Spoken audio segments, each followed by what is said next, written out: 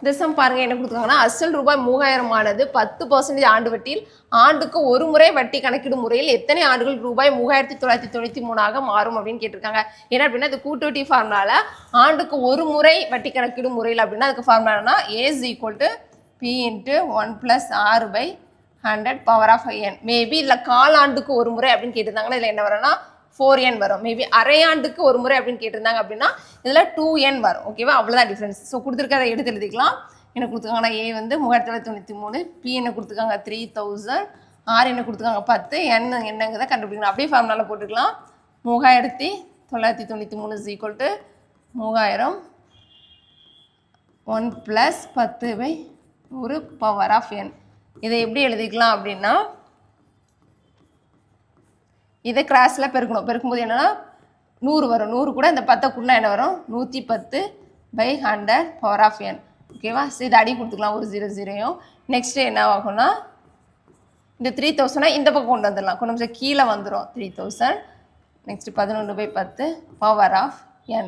Okay, நம்ம என்னோட value தான் கண்டுபிடிக்கணும். ஸோ இதை அடி கொடுத்துக்கலாம். அடி கொடுக்கும் 3 நாள் அடி கொடுக்கும் சில என்ன வரும்னா 1000 1 3 3 1 வரும். So 1 3 3 1 1000 power of n. ஓகேவா, ஸோ இது வந்து ஒற்றைப்படை என்ன இருக்குது, இது ரெட்டை இருக்குது. ஸோ இதை வந்து அடி கொடுக்க முடியாது ரெண்டுமே. ஸோ அதனால் இதுக்கு என்னன்னா நம்ம டேனாவத்தல் போட்டுக்கலாம் 1331. ஸோ இது வந்து 11 இது வந்து டிவைட் ஆகும். என்ன வரும் 1 2 1 வரும். நெக்ஸ்ட் 14 போடுறது 11 11 121. அதேமாரி 1000க்கு போடலாம். போடும்போது 10 போடும்போது என்ன வரும் 100 வரும். 10 முடிச்சுன்னா 5/100. ஓகேவா, ஸோ அதை எடுத்து எழுதிக்கலாம்.